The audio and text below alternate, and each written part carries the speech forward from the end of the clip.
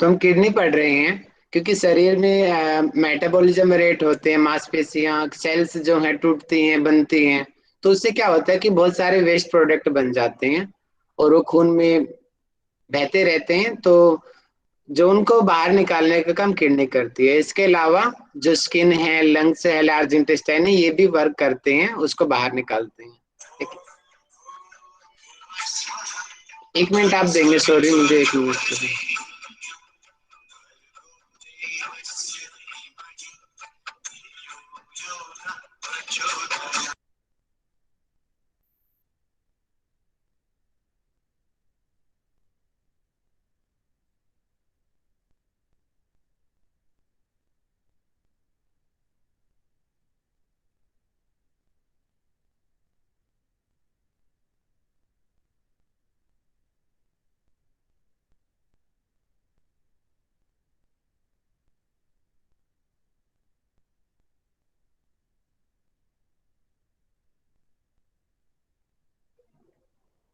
जी,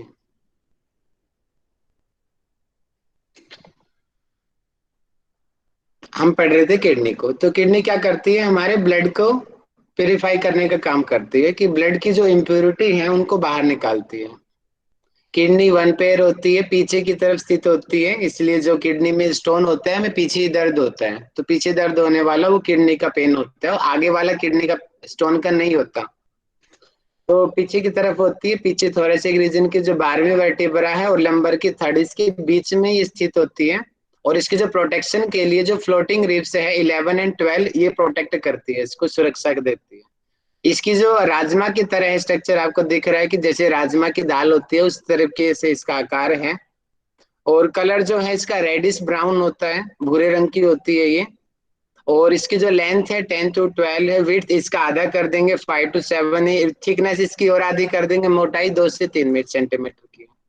इसका जो वजन है अलग अलग होता है मेल्स फीमेल्स में, जैसे कि एवरेजली 120 से 170 ग्राम होता है। मेल में ज्यादा होती है, बड़ी होती है, और फीमेल में छोटी होती है ये। वो अभी मैंने बताया था कि शरीर रचना का अंगों के ऊपर भी प्रभाव पड़ता है। जो राइट किडनी हल्की सी नीचे होती है, क्योंकि राइट साइड लीवर होता है। तो लीवर बड़ी सबसे बड़ी ग्लैंड है हमारे शरीर की। तो उसकी वजह से ये राइट वाली किडनी हल्की सी स्लाइटली नीचे होती है, और लेफ्ट वाली ऊपर की तरफ उठी हुई होती है। ये होती है कि इन्फ्रे वेना कावा, मतलब कि यहाँ से खून आता है दोनों किडनियों में, देखो ब्लू कलर से जो आई हुई है दोनों किडनियों में जाती है। और वापिस जब प्यूरिफाई होकर के रेड वाले से सिरा, यानी कि जिसको वेन्स कहेंगे, वहां से बाहर निकल जाती है। आपको ये वाली दिक्कतें हो रही है बहुत सारे लोगों को। कोर्टेक्स क्या होता है, कोर्टेक्स और मेडुला, तो मैं दोबारा से बता देता हूँ आप लोगों को क्या है कोर्टेक्स। ये देखो, ये तो पिरामिड आपको दिख रहा है, पिरामिड शेप इसको बोलते हैं। यानी कि अब यहाँ से एक लाइन बना लो। अब इसके जो बाहर का ये भाग है, ये वाला सारा, ये वाला दिख रहा है ना, इसको हम कहेंगे कोर्टेक्स। और इस लाइन से इस तरफ का अंदर वाला भाग है जिसमें पिरामिड भी आएगा और अंदर का लिक्विड भी आएगा, इसको हम कहते हैं मेडुला। और मेडुला के अंदर ये पिरामिड आते हैं। तो यानी कि इसमें ये वाला भाग हो गया सारा का सारा मेडुला, और ऊपर का बाहर हो गया कॉर्टेक्स। ये क्लियर रखना अपने कंसेप्ट अपने। ठीक है, यानी कि इस लाइन से अंदर का मेडुला और बाहर का कॉर्टेक्स होता है।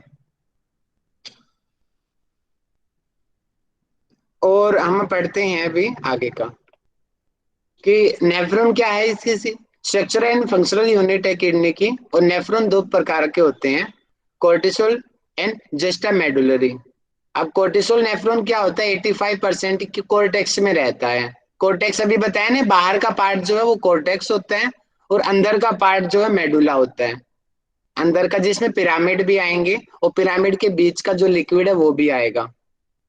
तो ये कोर्टिसोल है कि इसके जो देखो बाहरी ग्लोमेरुलस है, पीसीटी है, डीसीटी है, ये सारी चीजें इसकी बाहर आउटर कोर्टेक्स में प्रेजेंट होती है। और इसका एनले का लुक छोटा होता है, क्योंकि दूर स्थित है इसलिए छोटा होता है, थोड़ा ही आ पाता है यहाँ पे। और एनले का लुक छोटा होगा तो वासा रेक्टा भी इसमें कम बनेगी। और ये दूसरी है जस्टा मेडुलरी नेफ्रॉन। इसमें ये ऊपर का पार्ट इस डायग्राम में तो बराबर दिखा है, लेकिन ऐसा नहीं होता। इसका जो ग्लोमेरुलस है, पीसीटी डीसीटी, उसके मुकाबले छोटी होती है ये चीज, जिसको हम बोलते हैं कि जो नलियां है ना, इसको रेनल ट्यूबुलर कहते हैं मेडिकल लैंग्वेज में। कि रेनल की जो ट्यूब लाइक स्ट्रक्चर है ये जस्टा मेडुलोनेफ्रॉन में कम होती है, लेकिन हैनले का लूप ये लंबा होता है। अब हैनले का लूप लंबा है तो इसके चारों तरफ जो इसको पोषण देने वाली जो नर्व है उसको हम बोलते हैं वासा रेक्टा, वो इसमें ज्यादा होती है और इसमें कम होती है। एक किडनी में 1 मिलियन नेफ्रॉन होते हैं तो 2 किडनी में 2 मिलियन हो गए, तो दोनों किडनियों में कुल मिलाकर 20 लाख नेफ्रॉन है, एक किडनी में 10 लाख नेफ्रॉन है। प्रोटीन नहीं दिया जाता क्योंकि प्रोटीन को बाहर निकलता है यूरिन के जरिए, और किडनी पहले ही अगर उसको दिक्कत है तो फिर प्रोटीन देंगे तो और दिक्कत उसकी बढ़ जाएगी। हाइलम, हाइलम किसको कहते हैं? हाइलम दरवाजा है, उस दरवाजे से जो चीजें अंदर बाहर आ रही हैं। देखो बाहर तो मेम्ब्रेन है, बाहर से तो कुछ नहीं आ पा रहा, चारों तरफ से कवर किया हुआ है। जैसे कि हम योग की भाषा में पढ़ते हैं हमारे शरीर के 9 द्वार हैं, उन 9 द्वार जैसे कि मुंह है, मुंह से शरीर के अंदर कोई चीज अंदर बाहर जा रही है, और जगह से तो नहीं जा रही है ना, नाक से जा रही है, आंखों से जा रही है, कान से जा रही है। इसी प्रकार जो किडनी के अंदर जा रही है चीजें, क्या क्या जा रही है? Renal vein, renal nerve, renal artery, ureter, ये चीजें अंदर जा रही हैं। तो इस पार्ट को पूरे के पूरे दिख रखा ना, रीनल हाइलम, ये पूरा का पूरा दरवाजा है, इसको रीनल, इसको हम हाइलम कहते हैं। और कैलेक्सिस होते हैं, 2 तरीके के कैलेक्सिस होते हैं। कैलेक्सिस यानी कि खाई, एक तरीके से ये जहाँ पे तालाब समझो कि जहाँ पे इकट्ठी हो रही है चीजें सारी, जहाँ पे यूरिन सारा बना और आकर के यहाँ पे इकट्ठा हो गया कुछ समय के लिए। और ये 2 प्रकार के इसके पार्ट हैं इसके, एक होता है माइनर कैलेक्सिस और मेजर कैलेक्सिस। माइनर छोटी नलियां होती हैं कि पहले छोटी छोटी नलियों से आया यूरिन, यानी कि पेपिला जो है पिरामिड के ऊपर वहां से आया, अब माइनर से आया, माइनर से फिर छोटी नली आगे जाकर के बड़ी नलियां बन गई, अब बड़ी नलियां नीचे रिनल कैलेक्सिस में पेल्विस में आके डल गई। तो इस तरीके से स्ट्रक्चर होता है इसका। अब यहाँ पे ये आप डायग्राम में ये लेयर्स नहीं है, आप ध्यान रखना। तो इसके जो लेयर्स ये हैं 3, आप ये पढ़ेंगे 3 लेयर होती है हमारी किडनी की, ध्यान रखेंगे। किडनी में भी 3 लेयर होती है, हार्ट में भी 3 लेयर होती है, ब्रेन में भी 3 3 लेयर होती है सभी में। अभी हम किडनी पढ़ लेते हैं। रिनल कैप्सूल, सबसे अंदर की जो परत होती है वो रिनल कैप्सूल होती है। एडिपोज कैप्सूल, एडिपोज यानी कि जो फैट होता है जिसके अंदर वसीय ऊतक जो होता है वो बीच वाली परत होती है, मिडल लेयर है। और रीनल फेसिया, फेसिया हमेशा बाहर होती है, हमेशा ध्यान रखना, फेसिया हमेशा ही बाहर होगी, तो फेसिया वाली जो है बाहर की तरफ आउटर लेयर ऑफ किडनी। 3 प्रकार की ये इसकी लेयर हो गई है। किडनी के पार्ट मैं थोड़ा यहाँ पे अंत में मुझे जैसे कि यहाँ पे मैंने 2 पार्ट लिखे हैं, लेकिन मैंने आज ही पढ़ा है कि एक्चुअल में किडनी के 3 पार्ट होते हैं। आप थोड़ा इसको सुधार लेंगे। किडनी के 3 पार्ट होते हैं, इसमें खाली कोर्टेक्स मेडुला को फोकस किया गया, लेकिन अगर हम थोड़ा सा ध्यान देंगे तो माइनर कैलेक्सिस, मेजर कैलेक्सिस और जो पेल्विस जो है वो भी आएगा इसके अंदर। तो इस आधार पे 3 पार्ट होंगे। अगर हम खाली कोर्टेक्स मेडुला को ही किडनी मानेंगे तो 2 पार्ट होंगे। इस आधार पे आप देख लेंगे कि क्योंकि अनंत प्रकाश गुप्ता में भी 3 पार्ट दिए हैं किडनी के, तो इस आधार पे आप 3 लोग यहाँ पे नोट कर लेना इसको। अब कोर्टेक्स क्या होता है? अभी बताया था, जो बाहर वाला जो लिक्विड वाला फॉर्म है उसको कोर्टेक्स कहते हैं, इसमें लिक्विड भरा हुआ रहता है। मेडुला, इसमें पिरामिड आते हैं, और ये जो बरचुनी होता है बीच का जो लिक्विड है ये भी मेडुला के अंतर्गत आएगा।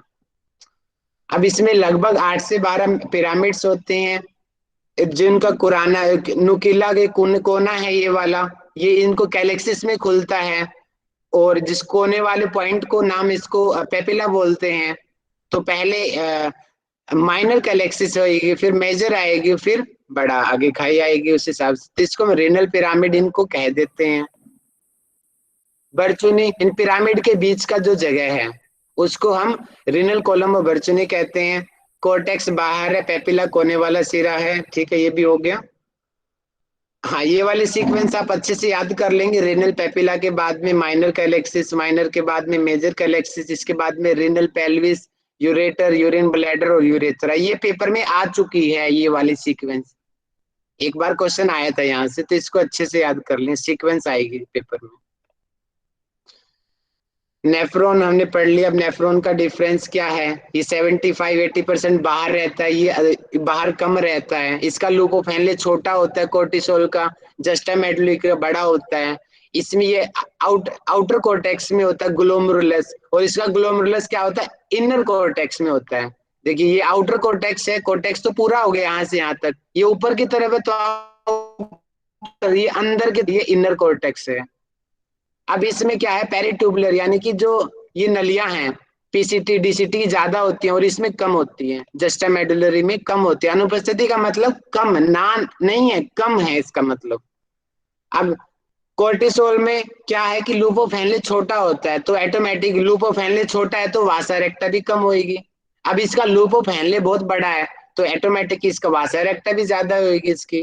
वासा रेक्टा क्या, जो चारों तरफ से जो जो हमारे रीनल आर्टरी की एक दूसरी आर्टरी होती है, नर्व होती है जो इसको घेरती है और वो उस नेफ्रॉन को पोषण देने का काम करती है, वो वासा रेक्टा है वो। तो इसलिए बड़ा हेनले का लूप हुआ तो बड़ी वासा रेक्टा हो जाएगी। इसमें रेट ऑफ फिल्ट्रेशन स्लो होती है, इसमें रेट ऑफ फिल्ट्रेशन फास्ट होती है। ठीक है, आप पढ़ लेंगे इसको। और वासा रेक्टा ये बता दिया कि ये आरटीओ, इसका आर्टरीज का जाल है ये।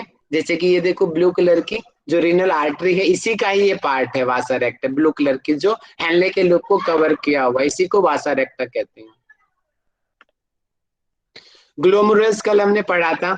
ग्लोमेरुलस में एक चीज ध्यान रखेंगे, ये जो आ रही है नस रीनल आर्टरी से जो आ रही है, इसको हम कहते हैं एफिरेंट आर्ट्रियोल। ए से आप याद कर लो, ए पहले आता है, तो पहले जो खून आएगा किडनी में वो ए से आएगा, और जो जा रहा है ग्लोमेरुलस से वापस तो ई से जाएगा। ये भी पूछा जाता है कई बार कि ग्लोमेरुलस में आने वाली आर्टरी का क्या नाम है, उस नर्व का क्या नाम है, तो उसका एफिरेंट है, और हिंदी में इसको कहते हैं अभिवाही। ठीक से ध्यान नहीं आ रहा, अभिवाही कहते हैं एफिरेंट को, और इफिरेंट को कहते हैं अपवाही। आप देख लेंगे एक बार पुस्तक में, अपवाही और अभिवाही के नाम से है इनका नाम। और ये ग्लोमेरुलस क्या है, देखो नसों का एक गुच्छा है। मैंने कल एग्जांपल दिया था, ट्यूबल का दिया था आपको, कि ट्यूबल से पानी गिर रहा है और आगे जाके दूसरी छोटी नली से बाहर जा रहा है, तो बीच में पानी कुछ देर के लिए ठहर रहा है। वो जो ठहरेगा वही, उसी का ही फायदा यहाँ पे लिया जाता है कि उसी के ही जरिए जो वो ठहरा हुआ है खून यहाँ पे कुछ समय के लिए, तो क्या होगा, खून के जो और जो पार्टिकल्स हैं जो एक्स्ट्रा जो हमें छानने हैं, अशुद्ध रक्त है, उसको वो बोमन कैप्सूल, ये जो कप लाइक स्ट्रक्चर आपको दिख रहा है, इसको हम बोमन कैप्सूल कहते हैं। जो येलो कलर और ग्रे कलर की जो थ्री मेम्ब्रेन्स होती है, इसके अंदर जो फिल्ट्रेशन होता है, तो यहाँ पे फिर ये खून आ जाता है, यानी कि खून यहाँ पे आया, कुछ खून इसमें आ गया बोमन कैप्सूल में, और बाकी खून वापिस चला गया इफिरेंट से। जो छानना था अशुद्धियां इसमें आ जाएंगी। अब इसके बाद में काम करेगा नेफ्रॉन। अब उस मान लेते हैं कि 100 लीटर यहाँ पे खून आ गया पूरे दिन में, अब पूरे दिन में ये नेफ्रॉन 99% को वापस भेज देगा, बोलेगा कि आगे की अच्छी चीजें भी आ गई हैं इस खून में, उन अच्छी चीजों को बॉडी बाहर ना जाए, बॉडी की कमजोरी ना हो, तो वही काम यहाँ पे नेफ्रॉन का होता है। तो 99% जो ब्लड होता है उसको वापस ब्लड में ही वापस मिला दिया जाता है, और जो 1 से 1.5 लीटर जो पूरे दिन में यूरिन बनेगा उसको बाहर यूरेथ्रा के जरिए बाहर निकाल दिया जाता है। और ये जो है ग्लोमेरुलस और बोमन कैप्सूल, इन दोनों को बोलते हैं मेलफिजियन बॉडी। क्वेश्चन आ सकता है कि मेलफिजियन बॉडी किन दो चीजों से मिलके बनी है, तो ग्लोमेरुलस से मिलके बने हैं और बोमन कैप्सूल से मिलके बनी है। आज हम पढ़ते हैं यहां से, तो इतना हमने यहाँ तक का पढ़ा, यानी कि ग्लोमेरुलस हमने पढ़ लिया, बोमन कैप्सूल ये हमने पढ़ लिया। इन दोनों को हम कहते हैं मेलफिजियन बॉडी, इन दोनों को हमने मेलफिजियन बॉडी। अब हम यहां से पढ़ते हैं, इसको हम कहते हैं रीनल ट्यूबल। यही जो मेथड है आरओ में भी लगाया जाता है, जो आज आप आरओ देखते हो, इसी के ऊपर बेस्ड है, प्रिंसिपल इसी का ही है। जो नेफ्रॉन काम करता है, जैसे नेफ्रॉन छानता है, डायलिसिस भी इसी के ऊपर बेस्ड है, जो डायलिसिस किया जाता है। जैसे नेफ्रॉन है ये तो नेचुरली है, लेकिन वो आर्टिफिशियली है, लगभग लगभग समानता की जाती है, लेकिन नेचुरल तो ऑलमोस्ट ही बेस्ट होता है। हम कितना ही एक्सपेरिमेंट कर ले, लेकिन नेचुरल का मुकाबला नहीं कर सकते, लेकिन फिर भी साइंस ने काफी हद तक सक्सेस पाई है। जैसे डायलिसिस होती है, और पानी का प्यूरिफिकेशन आरओ के द्वारा किया जाता है। वो यही प्रिंसिपल है सारा का सारा, आज हम इसी को ही समझेंगे। तो इसके चार पार्ट हैं। पहला पार्ट है पीसीटी, प्रोक्सिमल स्टेट नहीं आएगा, कन्वोलेटेड आएगा। ठीक है, यहाँ पे स्टेट ऐसे लिख दिया, लेकिन एक्चुअल में आएगा प्रोक्सिमल कन्वोलेटेड ट्यूबल। ये फुल फॉर्म आती है हमारे पेपर में, पीसीटी, या फिर आएगा, इनको लिखा है सीरीज में सर, लगाओ, है ना, ये शुरू में आ लिखा है चुका है सर। ये क्वेश्चन पेपर में कि ग्लोमेरुलस, बोमोन कैप्सूल, पीसीटी, हैनले का लूप, डीसीटी, सीक्वेंस में लगाओ। इस तरीके से हमारे पेपर में आएगा। तो आप सीरीज ध्यान रखना, पहले ग्लोमेरुलस आया, ग्लोमेरुलस के बाद में बोमोन कैप्सूल आया, इसके बाद में पीसीटी आएगी, पीसीटी के साथ बाद में आएगा descending limb of Henle loop, descending यानी कि नीचे अवरोही क्रम है। अब इसके बाद आएगा ascending limb of Henle loop, ऊपर असेंडिंग यानी कि आरोही क्रम, ऊपर जा रहा है। और ये यहां से यहां ऊपर तक का ये डीसीटी, डिजिटल कन्वोलेटेड ट्यूबल। और इसके बाद में आएगा कलेक्टिंग डक्ट। ये चार पार्ट होते हैं मेन रीनल ट्यूबल के अंतर्गत। इनकी सीक्वेंस आप अच्छे से पढ़ लेंगे। तो अब मैं पढ़ाता हूं आपको। आपको दिख रहा होगा कि देखो, अभी मैंने बताया कि मैं डायग्राम बना के दिखाता हूं। मान लिया कि यहाँ पे 100 लीटर खून आ गया, और यहां तक लास्ट जाते जाते वो 1 लीटर ही रह गया।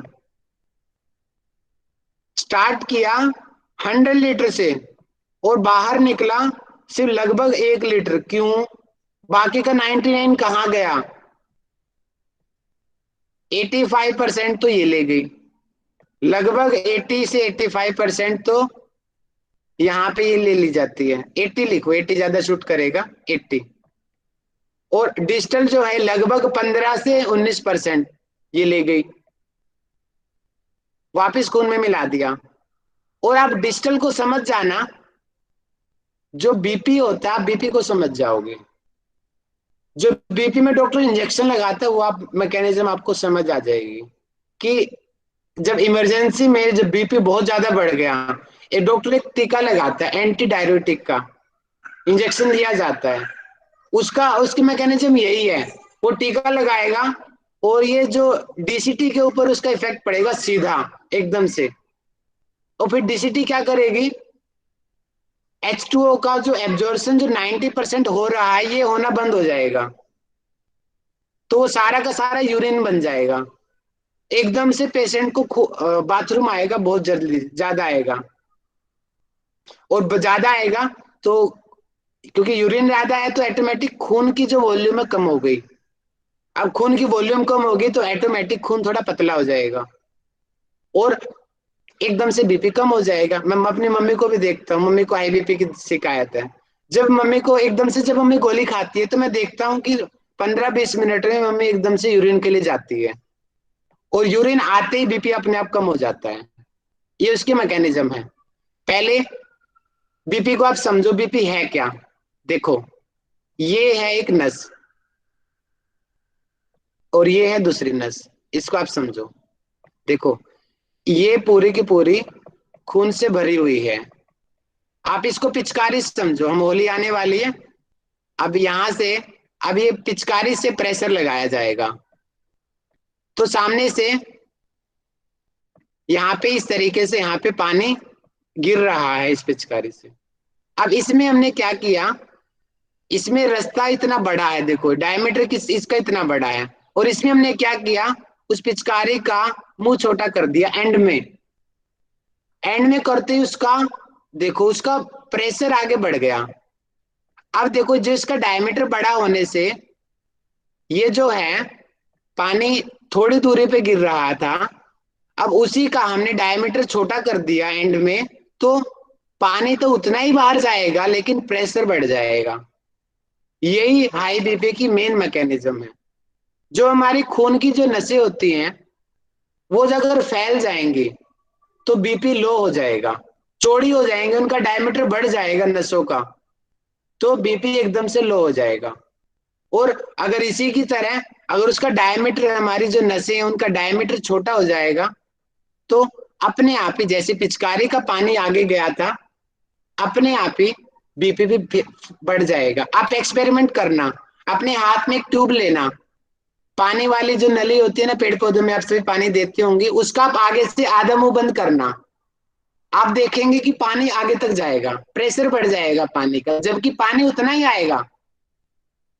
उसका हमने मुंह को बंद रखा तब भी पानी उतना ही था, और आधा हमने बंद कर दिया तब भी उतना ही है।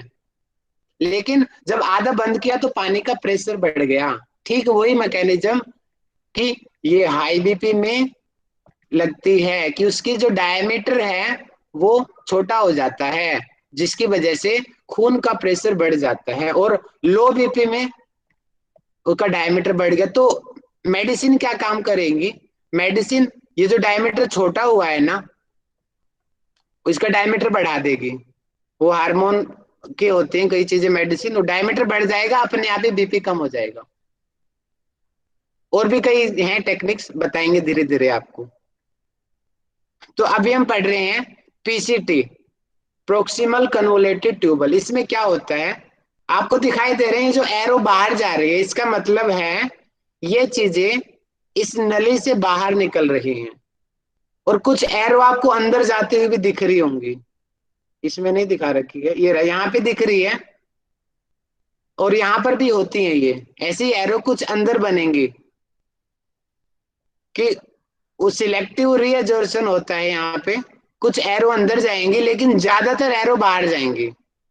इसका मतलब क्या है?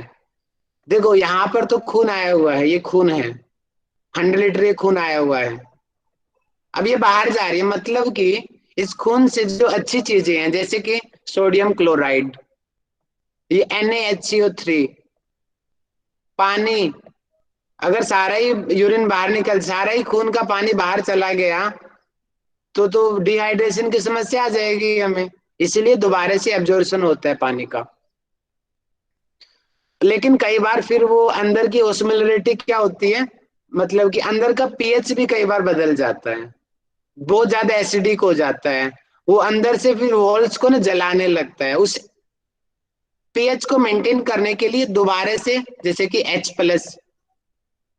HCO3-, ये चीजें वापस जो आयंस हैं वापस इसमें डाल दिए जाते हैं, ताकि वो जो मेंटेन है पीएच का, वो बैलेंस रहे। कहीं अंदर से ये ना हो कि खींच लिया और वो ही चीज फिर बाद में उसका एसिडिक मीडियम बढ़ गया और पीसीटी को उसने जला दिया, अंदर से नुकसान हो गया। फिर ये नेचर का देखो कितना जबरदस्त फॉर्मूला है कि कौन सी चीज बाहर जानी है, कौन सी चीज अंदर जानी है।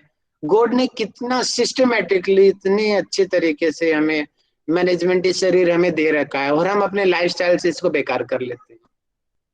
तो यहाँ पे है इस तरीके से। अब आगे पढ़ते हैं डिटेल में, आगे की स्लाइड में दिया हुआ है, ये रहा कि पीसीटी है मेलफिजन बॉडी लाइंड बाय, हाँ ये आप ध्यान रखेंगे, पीसीटी क्या है, लाइंड बाय ब्रिस्ट बॉर्डर। अब इसका आप मुझे मतलब बताओ, ब्रिस्ट बॉर्डर का मैंने स्मॉल इंटेस्टाइन में समझाया था आपको अच्छे से, माइक्रोबिलाई का वो मतलब पिछले भी साइड समझाया में था। है बताओ और इसका भी मतलब क्या मालूम। होता है? पिछले साइड में आपने बताया समझ नहीं आया? NaCl है, NH रिएक्ट वो का NH काम करते हैं। सोडियम कार्बोनेट है, वो बाहर जाता है, तो बाहर कहाँ जाता है, मतलब वो अंदर जाता है बाहर जाता है, उसको समझ में नहीं आया। वो वापिस ये को उसमें नली में मिल जाएगा वापिस, जो है। अब ये बाहर कोर्टेक्स है, ये कोर्टेक्स समझ पा रहे हो, लिक्विड जो बाहर है मेडुलरी जी जी और कोर्टेक्स, जी लिक्विड में आया, जी। और वहीं पे फिर क्या होती है कि वो जो, जैसे कि यहाँ से ये इफेरेंट आर्टरियोल जा रही है, ये वाली नस देखो, इफेरेंट आई है यहाँ से, समझ पा रहे हो, और इफेरेंट जा रही है, ये वापिस क्या होगी, ये जो गया है ना, ये वापिस इस नस, वापिस जो वेन्स है उसमें मिल जाएगा ये चीज। अब समझ आया? ठीक है भैया आगे। वापिस खून में मिल जाएंगी चीजें ये, इसलिए खून बैलेंस रहता है, फिर खून का नुकसान नहीं होता। तो अब मुझे बताओ माइक्रोविलाई, मैंने आपको समझाया था क्या होता है, जल्दी बताओ। ये फिंगर लाइक स्ट्रक्चर होता है ना माइक्रो, और जो एब्जॉर्प्शन का छोटी काम आंत में, करता है, छोटी आंत के छोटी आंत जस्ट में होती ऊपर है। रहती है।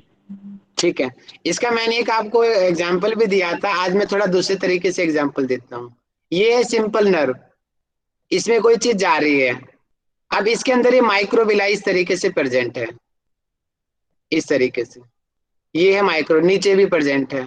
ये हमारी जो होती है अंदर, जो ट्यूबुलर स्ट्रक्चर है उसके अंदर होती है इस तरीके से। ये स्मॉल इंटेस्टाइन में भी पढ़ाया था मैंने आपको। अब ये जहां से मान लेते हैं कोई चीज जा रही है, अब जाएगी, इनसे टच होके जाएगी। अब इससे क्या होगा, इसका सरफेस एरिया बढ़ गया। अब ज्यादा जगह पे वो चीज टच होएगी तो ज्यादा अच्छे से एब्जॉर्ब होएगी। समझ पा रहे हो? माइक्रोविलाई क्या करती है, ये क्या करती है, सरफेस एरिया इसको बढ़ा देती है। मतलब कि वो चीज ज्यादा जगह पे टच होएगी, सरफेस यानी कि उसको टच ज्यादा जगह से करेगी। उससे क्या होगा, एब्जॉर्प्शन ज्यादा अच्छा होगा। अब यही जो काम है पीसीटी, ये जो पीसीटी आपको दिख रही है, यहाँ पे जो माइक्रोविलाई अंदर है बहुत ज्यादा होती हैं। डीसीटी में भी होती हैं, कम होती है यहाँ पे इसके मुकाबले। इसमें खुले खुले आप इस तरीके से लगा लो, इसमें कम होती हैं, लेकिन पीसीटी में ज्यादा होती है। इस वजह से मैंने बताया कि पीसीटी में लगभग 70 to 80% जो है रीअब्जॉर्प्शन होता है, और डीसीटी में 15 से जो 19% जो है रीअब्जॉर्प्शन डीसीटी में होता है। जो 1% रह गया वो कन्वोलेटेड डक्ट में होता है, 1% लगभग का। इसमें भी होता है, ये मत समझना इसमें भी नहीं होता, लेकिन ये बहुत रेयर है इसकी चीजें। दिख रहा नहीं रहा, देखो यहाँ पर भी चीजें बाहर निकल रही है, इसमें भी होता है। तो अब समझ आया आपको ये, यानी कि पीसीटी में ज्यादा एब्जॉर्प्शन क्यों होता है, क्योंकि इसमें माइक्रोविलाई प्रेजेंट होते हैं, और इसी बेसिस पे इसके अंदर माइटोकॉन्ड्रिया भी ज्यादा होंगे, क्योंकि रीअब्जॉर्प्शन का काम कर रही है। ज्यादा एनर्जी चाहिएगी, ज्यादा एनर्जी चाहिएगी तो एनर्जी कहाँ से मिलती है हमें, माइक्रोकॉन्ड्रिया से मिलती है। तो इसीलिए पीसीटी में माइटोकॉन्ड्रिया भी ज्यादा होते हैं। तो इससे ज्यादा गहराई का क्वेश्चन आपके टॉपिक में नहीं आएगा। ज्यादा से ज्यादा ये पेपर में पूछा जा सकता है कि पीसीटी में कौन कौन से आयंस का एब्जॉर्प्शन होता है, ये पूछा जा सकता है। कि देखो सोडियम क्लोराइड NaCl प्लस दिख दिया, HCO3, न्यूट्रिएंट्स है, पानी है, ठीक है, पोटेशियम है, इन चीजों का एब्जॉर्ब होता है। और कई पीएच मेंटेन करने के लिए वापस भी डाल देते, जैसे K+ है, H+ है, ये चीजें वापस भी डाल दी जाती हैं पीसीटी में। और पीसीटी जो है, देखो स्ट्रक्चर दिख रहा है ना, चौड़ी होती है, और जबकि ये नीचे का लिम्ब दिख रहा है, हैंड ले लूप कितना पतला है, और पीसीटी चौड़ी होती है। पीछे वाले भी स्ट्रक्चर में आप देखो पीसीटी कितनी चौड़ी है, और नीचे का लिम्ब देखो कितना पतला है, पतला है ना ये। तो पीसीटी सामान्यतः चौड़ी होती है,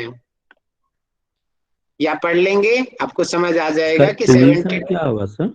और जैसे क्या वो जी? उसका संकरा होने का रीजन क्या है, और वो उसका मोटा होने का? ताकि इसका सरफेस एरिया बढ़े। अब मोटी होगी तो माइक्रोविलाई को भी जगह मिल जाएगी, अब फिर अच्छे से टच करेंगी चीजें अंदर। अब अच्छे से टच करेंगे तो सबसे ज्यादा एब्जॉर्प्शन का काम तो पीसीटी में ही होता है, तो इसलिए ये चौड़ी होती है। और हेनले के लूप में रीअब्जॉर्प्शन बहुत कम होता है, इसलिए यहाँ पे लगभग ये प्रेजेंट ही नहीं होती है माइक्रोविलाई। इसमें होती है, डीसीटी में भी कम होती है, इसलिए इसमें लगभग 15 से 19% रीअब्जॉर्प्शन होता है। ठीक है, या पढ़ लेंगे, नोट्स मैंने दे दिए आपको, अच्छे से आपको समझ आ जाएंगे। अब हम पढ़ते हैं हेनले के लूप को। हेनले के लूप को दो भागों में बांटा गया। नीचे आ रहा है उसको बोलते हैं डिसेंडिंग लिम्ब, डिसेंडिंग यानी कि अवरोही, और ऊपर जा रहा है असेंडिंग लिम्ब, ऊपर जा रहा है वो। देखो ये नीचे आ रहा है ना ऊपर से, इसको कहते हैं डिसेंडिंग, और ये ऊपर जा रहा है ना, इसको कहेंगे असेंडिंग लिम्ब। वैसे इतना याद रखो, आपके लिए इतना काफी है। और इतना याद रखो कि इसमें क्या होता है, ये ओस्मोलरिटी को मेंटेन करने के लिए होता है। मतलब कि थोड़ा अगर मैं आपको गहराई का बताऊं, तो जो डिसेंडिंग में क्या होता है कि पानी बाहर निकलता, दिख रहा है ना एरो से आपको, पानी बाहर जाता हुआ इससे। अब पानी बाहर जाएगा, जैसे कल मैंने आपको एक एग्जांपल दिया था, फिर मैं दोबारा से वही एग्जांपल दे रहा हूँ। सपोज करो मेरे पास दो गिलास हैं, एक गिलास पानी से पूरा भरा हुआ है, और दूसरा गिलास पानी में आधा पानी का है। दोनों गिलास में मैंने 5-5 चम्मच चीनी मिला दी। अब आप मुझे बताओ कौन सा पानी गाढ़ा होगा, कौन सा पानी पतला होगा, कम गाढ़ा होगा, कोई बताओ? आधा गिलास वाला। आधा गिलास वाला, क्योंकि उसमें पानी कम है, वो गाढ़ा हो जाएगा।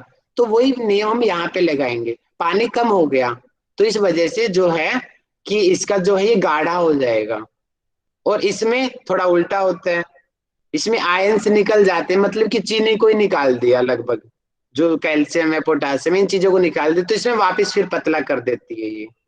तो ये आना जाना थोड़ा कंफ्यूजिंग है ये, तो आप इसको एक बार पढ़ेंगे आ जाएगा समझ आपको, कहाँ से आ रही है चीजें, कहाँ से जा रही है चीजें।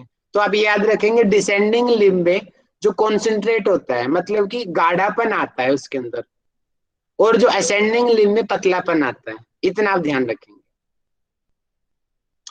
ये पढ़िए एडीएच, ये पेपर में कॉमन है, पूछा जा सकता है। तो मेरा आपसे क्वेश्चन है, आप मुझे बताएंगे एडीएच ये क्या है और कहाँ से बनता है, जल्दी बताओ। एंटी डायबिटिक, ये जो है ये यूरिन के लिए होता है। कहाँ से बनता है ये बताओ। पिट्यूटरी एंटी हम्म, ड्यूस है। एडनीरल ग्रैंड से, एडनीरल ग्रैंड, ग्लैंड में। वेरी एडनीरल गुड, ये है ना आंसर। हमारी पेनक्रियाज के ऊपर जस्ट ऊपर 2 ग्लैंड्स होती हैं, पता होगा, एड्रिनल ग्लैंड उसको हम बोलते हैं।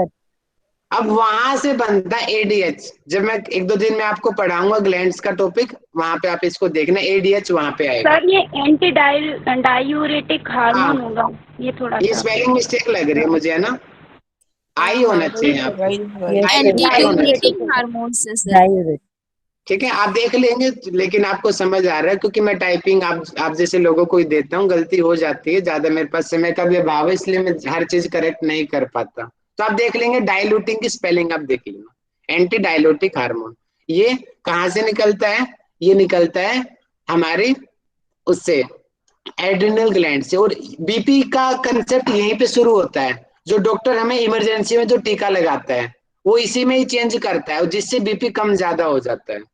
देखो एडीएच हार्मोन का टीका लगाया, एंटी डायलिटिक हार्मोन, ठीक है, अब इंक्रीज किया, मतलब कि डॉक्टर ने अलग से हमें लगा दिया, या फिर ग्लैंड से ज्यादा निकला, तो क्या होगा, डीसीटी में एब्जॉर्प्शन पानी का बढ़ जाएगा।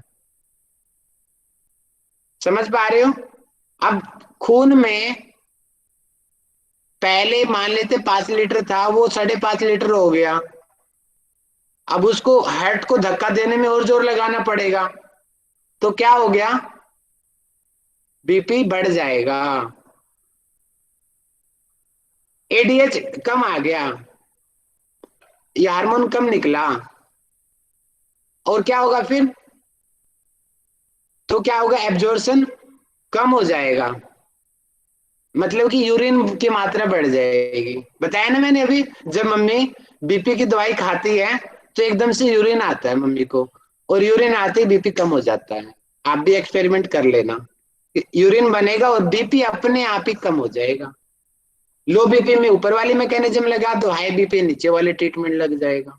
और इसके अलावा 1-2 और हार्मोन और भी होते हैं, जैसे रेनिन होता है, रेनिन का काम होता है, जैसे मैंने बताया ना, जो उस पे वो उस पे वर्क करता है डायमीटर के ऊपर। डायमीटर वाला कंसेप्ट समझाया था कि पतली नस होगी तो बीपी बढ़ जाएगा, डायमीटर बड़ा होगा तो बीपी लो हो जाएगा। 2-3 और हार्मोन है, तो अभी आप इसमें एडीएच पढ़ लो, रेनिन, 2 चीज आप याद कर लो, ये बीपी को कम ज्यादा करते हैं।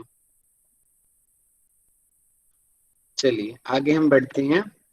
ये हो गया कलेक्टिंग डक्ट, मतलब कि यहाँ से डीसीटी के बाद में कलेक्टिंग, यानी कि जो इकट्ठा करती है सारा, लास्ट में जो यूरिन आ गया, इसके अंदर ये फाइनल यूरिन है ये जो बाहर निकलेगा, लेकिन इसमें से भी कुछ पानी और कुछ यूरिया का भी एब्जॉर्प्शन हो जाता है, लेकिन इतना गहरा आपके उसमें आएगा नहीं। आप सिंपल इतना याद रखो अपने टॉपिक के लिए कि कलेक्टिंग डक्ट में कुछ नहीं होता, इतना आप लोग ध्यान कर लो, इतना बहुत है आपके लिए कि कलेक्टिंग डक्ट में एब्जॉर्प्शन नहीं होता है, यहाँ पे यूरिन आ गया है और बाहर निकल जाएगा।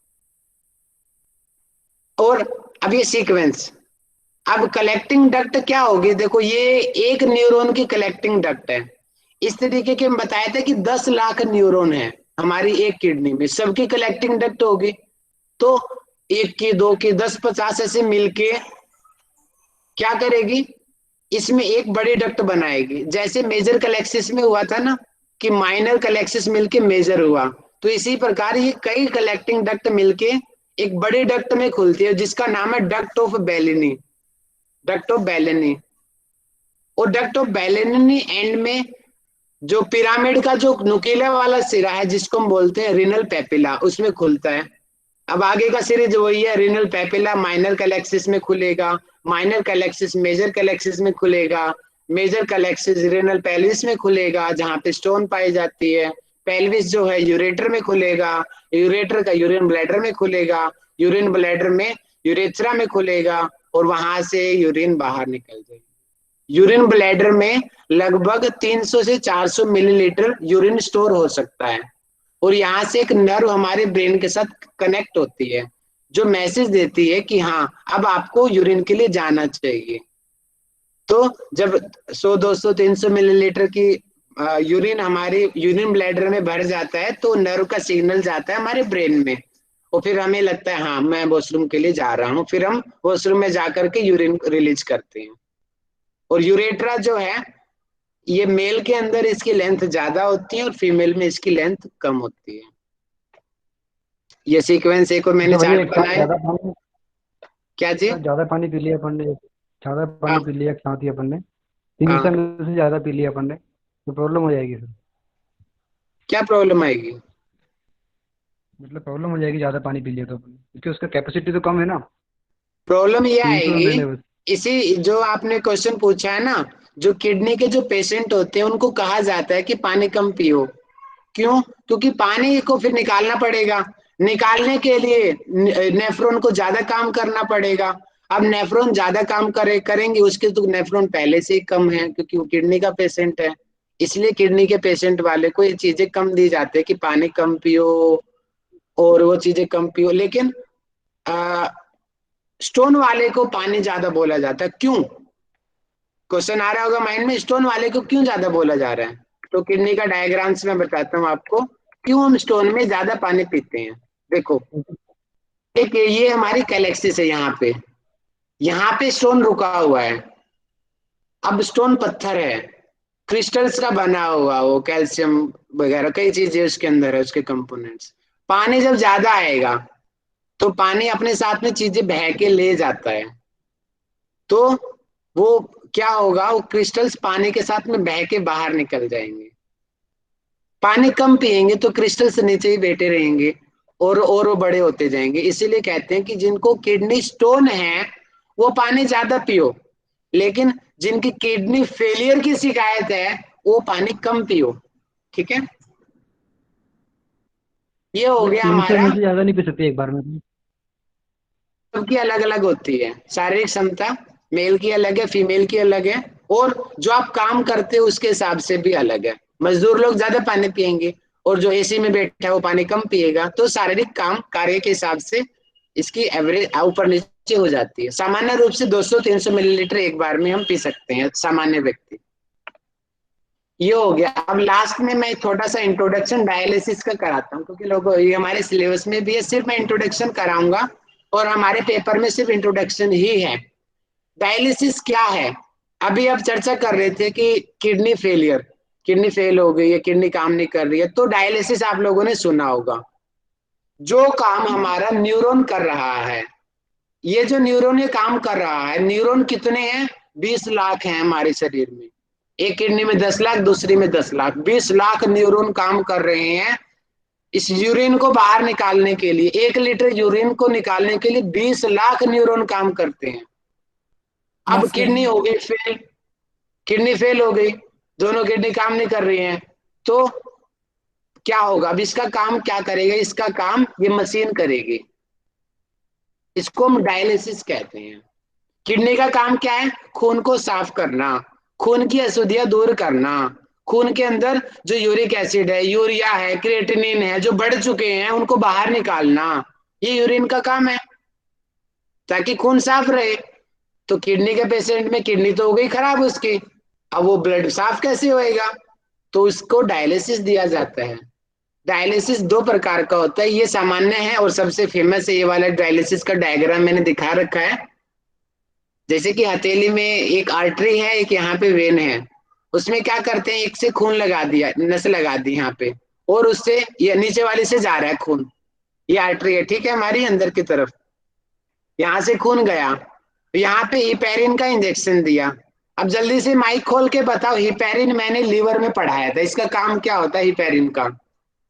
खून का थक्का जमाने, ब्लड को ब्लड पतला क्लॉटिंग। करने के तरीके से, ब्लड क्लॉटिंग को रोकने, पहले आंसर ठीक दिया था। हिपेरिन देखो क्या होता ब्लड को है, जमने नहीं देता। जमने नहीं ब्लड देता जमने है, नहीं वेरी गुड। हिपेरिन जब तक एक्टिव है तो ब्लड नहीं जम सकता। अब खून बाहर निकलेगा तो बाहर तो नेचुरल इन्वायरमेंट आ गया, बॉडी के अंदर बाहर तो आर्टिफिशियल इन्वायरमेंट है, बॉडी के अंदर तो नेचुरल है, तो बॉडी के अंदर हिपेरिन एक्टिव रहता है। अब बाहर निकाला, निकालते ही खून क्या होगा, थोड़ी देर में जम जाएगा, क्लोटिंग हो जाएगी। वो क्लोटिंग ना हो, अब क्लोटिंग हो गई तो डायलिसिस क्या करोगे आप?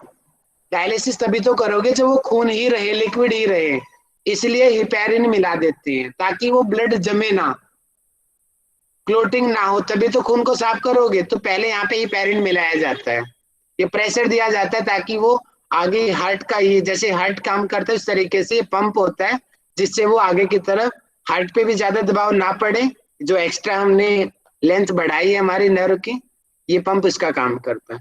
अब ये जो है इसको हम कहते हैं डायलाइजर, ये जो पंप आपको दिखाई दे रहा है इसके अंदर डायलिसिस फ्लूइड होता है। जैसे कि खून यहाँ पे जाएगा और उसकी मेम्ब्रेन में छोटे छोटे छेद होते हैं, जैसे जो काम ग्लोमेरुलस का पढ़ा था ना हमने, ग्लोमेरुलस में खून बाहर कोई चीज बाहर होगी, बाकी चीज इफेरेंट आर्टरियोल से बाहर निकल गई, तो वही काम यहाँ पे होता है कि जो मेन खून है वो सीधा निकल जाएगा और जो खून की जो गंदगी है वो बाहर निकल जाएंगे मेम्ब्रेन के जरिए, पोर्स होते हैं उसके बीच में, तो जो गंदा खून होगा वो यहाँ से बाहर निकाल दिया जाता है, उस फ्लूइड के अंदर वो मिल जाएगा, और जो साफ खून बन गया वो वापस खून में मिला दिया। इस प्रकार इस टेक्निक को डायलिसिस कहते हैं। थोड़ा मैं और अच्छे से बता देता हूँ आपको, ये मैंने आपके लिए, सर हम इसको एग्जांपल दे सकते हैं, जो पानी के फिल्टर्स नहीं आजकल हर घर में लगे होते हैं, उसमें जो डायलाइजर जैसे जो ये लगे रहते हैं, कैंडल्स लगे होते हैं, उस टाइप का काम। एक्स्ट्रा भी हम लगवाते हैं ना, एक्स्ट्रा पैसे दे करके डायलाइजर, ताकि ज्यादा अच्छे से साफ हो।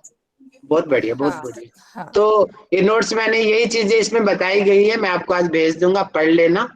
और अभी के लिए आप पढ़िए कि डायलिसिस की जरूरत क्यों पड़ती है, सिम्टम क्या है कि जी मचलाने लगता है, और सबसे बड़ा सिम्टम होता है कि बॉडी में सूजन आने लगती है, यूरिन कम बनता है, और जो बनता है उसमें बहुत ज्यादा स्मेल होती है, और बॉडी में सूजन आने लग जाती है, बहुत वीकनेस आ जाती है। ये बहुत बड़े सिम्टम है कि उससे पता लगता है कि हमारी जो किडनी ना काम कम कर रही है और बॉडी के अंदर टॉक्सिन्स रुके हुए हैं, कि हाँ, फिर डॉक्टर चेक करेगा।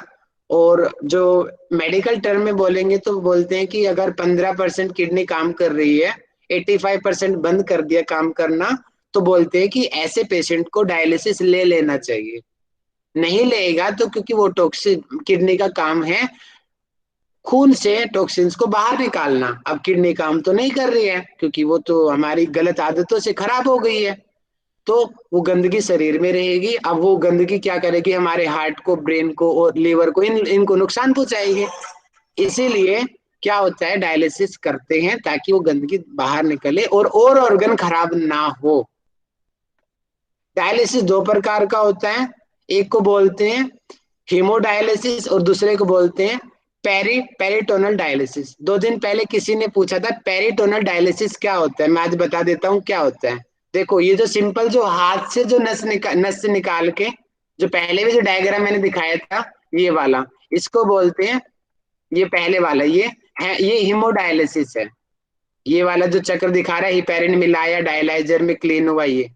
और जो दूसरा है पेरिटोनल डायलिसिस, इसमें क्या करते हैं कि पेट में एक ट्यूब डालते हैं और उसके अंदर फिर एक लिक्विड डालते हैं, और लिक्विड में क्या काम करेगा, वो अपने आप शरीर की खून की जो गंदगी है वो इसमें भर जाएगी, कैच हो जाए, और फिर बाद में इस लिक्विड को बाहर निकाल देते हैं तो खून साफ हो जाता है।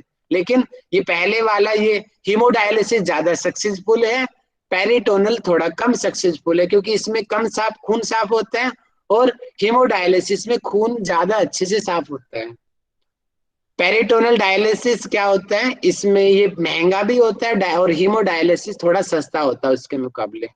या आप इसको पढ़ लेंगे और डिटेल्स क्या है इसमें क्या होता है। 3 से 4 घंटे लगते हैं ट्रीटमेंट डायलिसिस होने में, और सप्ताह में 2 से 3 बार डायलिसिस करवाना पड़ता है। और डिपेंड करता है कि वो आदमी क्या खाता है। ज्यादा गलत चीजें खाएगा तो ज्यादा गंदगी बनेगी, तो फिर ज्यादा डायलिसिस करना पड़ेगा।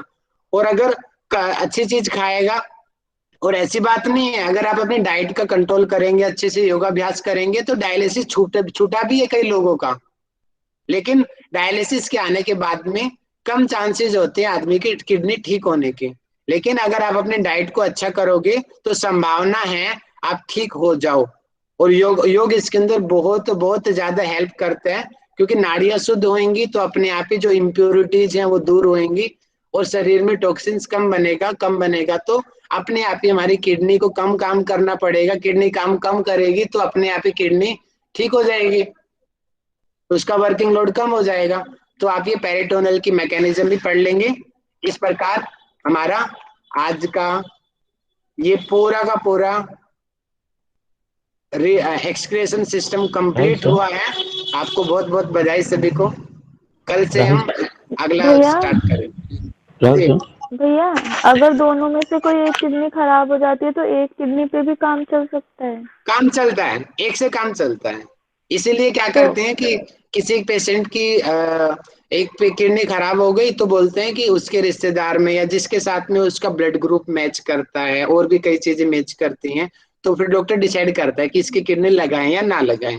क्योंकि अगर गलत लगा दी तो भी नुकसान कर देगी। तो जब वो सारी चीजें मैचिंग की हो जाती हैं तो दूसरे पर्सन की एक किडनी लगा देते हैं, और एक एक किडनी पे दोनों पेशेंट जिंदा रहते हैं, कोई दिक्कत नहीं होती है। हाँ, फिर उनको लेकिन ये कंडीशन बोल दी जाती है, आप अपनी डाइट का ध्यान रखो, गलत डाइट करोगे, क्योंकि जहाँ पे 20 लाख नेफ्रॉन थे अब 10 लाख हो गए हैं, तो ऑटोमेटिकली काम कम, आपको अच्छा खाना खाना पड़ेगा, गलत चीजें कम करनी पड़ेगी। डाइट का ध्यान रखा जाता है, बाकी कुछ नहीं होता। कोई दिक्कत नहीं है, ट्रांसपेरेंट कर सकते हैं। और भैया, जो डायलिसिस वाली मशीन जो है, इसमें उसी मशीन से हमारा ही ब्लड लेता है, उस मशीन में क्लीन करता है, फिर दूसरी नली से हमारा वही ब्लड अंदर डाल देता है वापस। हमारा ही होता है जी, और बार बार इसमें रोज भैया किसका ब्लड खून में लेंगे हम। ऑलरेडी हेपरिन बताया था ना आपने, हेपेरिन, हिपेरिन। हेपेरिन, हाँ तो जी। वो तो ऑलरेडी ब्लड के अंदर होता है, तो उसको बाहर से उसका ये क्यों लगाते हैं, वैक्सीनेशन यही मतलब तो साइंस इंजेक्शन का क्यों लगाते कमाल है हैं? ना, हमारी साइंस ने तरक्की किया है। साइंस ने हार्मोन्स के टीके भी बना दिए हैं, एडीएच के। अब जो वो हार्मोन का इंजेक्शन बना सकती है, ग्रोथ हार्मोन का इंजेक्शन जब मार्केट में आ सकता है, तो हिपेरिन का क्यों नहीं आ सकता। ऐसे ऐसे इंजेक्शन बने हुए हैं कि इंसान लड़का से लड़की बन जाती है। साइंस ने इतनी तरक्की कर ली है आज। तो ये तो बहुत छोटी मोटी चीज है, हिपेरिन का टीका बनाना, ये आज की साइंस का कमाल भैया, है। मैं ये कह रही थी, मतलब टीका तो है, मैं ये कह रही थी कि ऑलरेडी ब्लड के अंदर होता है तो बाहर से क्यों लगाते हैं इंजेक्शन उसमें? क्योंकि एक्स्ट्रा जरूरत पड़ेगी। देखो, जब हमें चोट लगती है तो हिपेरिन ऑटोमेटिक नेचुरल है ये चीजें, कि वो ऑटोमेटिक इनएक्टिव हो जाएगा और ब्लड क्लॉट होगी। तो बाहर से हमने निडल लगाई है, तो एक तरीके से वो चोट है बॉडी के लिए। बॉडी को नेचुरली नहीं है, वो आर्टिफिशियल है। तो खून बाहर जा रहा है तो बॉडी क्या करेगी, उसको क्लोट कर देगी एकदम से, नेचुरल, की खून बाहर लॉस ना हो। नेचुरल है ये। अब लेकिन हम तो जानबूझ के कर रहे हैं ना चीज, इसीलिए एक्स्ट्रा हिपेरिन की जरूरत पड़ती है, कि हिपेरिन इनएक्टिव ना हो, वो एक्टिव रहे, जिससे कि खून पतला ही रहे, वो जम ना जाए। इसलिए एक्स्ट्रा हिपेरिन देना पड़ता है। तभी तो पैसे लगते हैं ना, ठीक किडनी है, डायलिसिस में बहुत पैसे लगते हैं। ठीक है। और कोई किसी टेम्परेचर को का कोई भी डाउट? होता होगा ना कि बॉडी टेम्परेचर अलग होता है और बाहर का थोड़ा अलग होता है, इस वजह से हेपराइन और एक्स्ट्रा भी कई देना पड़ता कंडीशंस होती है, बहुत कंडीशंस होती हैं। इतना ज्यादा गहराई में मत जाओ, आपको इतना गहरा क्वेश्चन नहीं आता कभी पेपर में, सामान्य ही प्रश्न आएंगे। लेकिन मैंने आपको उसको, क्योंकि आप अच्छे टीचर बनो, उसको मद्देनजर रखते हुए कई चीजें अच्छे लेवल की आपको बताई हैं, ताकि आपको आगे कभी दिक्कत ना हो। राहुल भैया, सर, हाई बीपी में जैसे पर कैट। पानी ज्यादा पीना चाहिए? क्या कह रहे हैं कौशल जी? हाई बीपी में पानी ज्यादा पीना चाहिए तो लाभकारी होगा क्या? जिस टाइम बीपी है उस टाइम नहीं पीना चाहिए। अभी तो मैंने पढ़ाया, डॉक्टर ने टीका लगाया और यूरिन बाहर निकल गया तो बीपी कम हो गया, और उस टाइम बीपी है और एकदम से उसी टाइम आप पानी पिला रहे हो, तो आपने तो उल्टा काम कर दिया। उसी टाइम नहीं पीना चाहिए। बाद में रिलैक्स होके बाद में पानी फायदा करेगा हाई बीपी में, लेकिन जिस टाइम 200 बढ़ा हुआ उस टाइम नहीं करेगा एकदम से, उस टाइम नुकसान। उस टाइम कोशिश करनी चाहिए कि उसको यूरिन उसका आ जाए, यूरिन आ जाएगा तो अपने आप बीपी कम हो जाएगा उसका। राहुल ओके भैया जब बीपी बहुत ज्यादा बढ़ा हो तब थेरेपी लगा सकते हैं ना? दोबारा बोलना क्वेश्चन क्या आपका? भैया जब बीपी बहुत बड़ा रहता है ना तब अपने ये 5 जो ब्रीदिंग एक्सरसाइज है वो करवा सकते हैं कि नहीं उस समय? 200 बीपी है, नहीं नहीं उसको शवासन कराओ, कुछ मत कराओ। ज्यादा करना है तो उसके हाथ पैर दबा दो, मालिश कर लो, इससे ज्यादा मत कराओ, उसकी हिम्मत नहीं होगी, चक्कर आ रहे हैं उसको। अच्छा, और सिर पर ठंडी पट्टी रख सकते हैं कि हाँ नहीं? वो कर सकते हो। तो वो क्यों नाभि पे करते हैं, उसकी मैकेनिज्म क्या है? ब्रेन हमारा बॉडी का सबसे इंपॉर्टेंट ऑर्गन है। ब्रेन खराब हो गया बाकी सब चीज खराब हो जाएंगी। ब्रेन ठंडी पट्टी क्या करती है, नेचुरोपैथी में बोला जाता है कि ठंडी पट्टी रखेंगे तो वहां पे खून का जो स्त्राव है कम होगा, वो गर्म पट्टी रखेंगे तो स्किन लाल हो जाती है ना, खून बाहर की तरफ आ जाता है गर्म पानी से। तो जब हम फेस पे ठंडा पट्टी रखेंगे तो यहाँ पे ब्लड का जो फ्लो है कम हो जाएगा, क्योंकि हाई बीपी में ब्लड का फ्लो बढ़ गया है। अगर ब्रेन के अंदर ब्लड की नसें फट गई, कैपिलरीज फट गई, तो ट्यूमर हो जाएगा, ब्लड फैल जाएगा ब्रेन में, और ब्रेन में ब्लड फैल गया तो सारा शरीर खत्म हो जाएगा, पागल हो जाएंगे हम। इसीलिए पट्टी आप रख सकते हो ताकि ब्लड में, ब्रेन में ब्लड का फ्लो कम हो जाए, बाकी जगह रहे। पैरों को मसला इसलिए जाता है ताकि पैरों की तरफ खून का दौरा बढ़ जाए, इसलिए हाथ पैरों को मसला जाता है जब कोई बेहोश होता है तो। ये मैकेनिज्म है उसका। जी सर। जी सर भैया जी किडनी बहुत खराब बढ़िया। एक बात बोलूं मैं? हेलो। जी हाँ, कौन कह रहा है? हाँ मैं पूनम बोल जी रही बोलिए, बोलिए बोलिए। हाँ, मैं सर ये बोल रही जैसे कि गैरन संहिता में भी बताया है कि जो कपाल भाती का जो पानी यहाँ सिर पे डालते हैं 4 टाइम्स, तो उससे भी बीपी कम होता है। एक सुबह, एक दोपहर में, एक शाम को। जो ये तालू अपना जो होता है ना उससे, तो उससे भी कम होता है बीपी। होता है जी, होता है। वो वही काम है जो भी नेचुरोपैथी का जो मैंने टेक्निक बताई है, वही चीज है वो। ठीक है, तो किसी आप किसी लोगों को पेशेंट का समझ आया? बीपी 200 भी रहता है सामान्य ही, हम्म।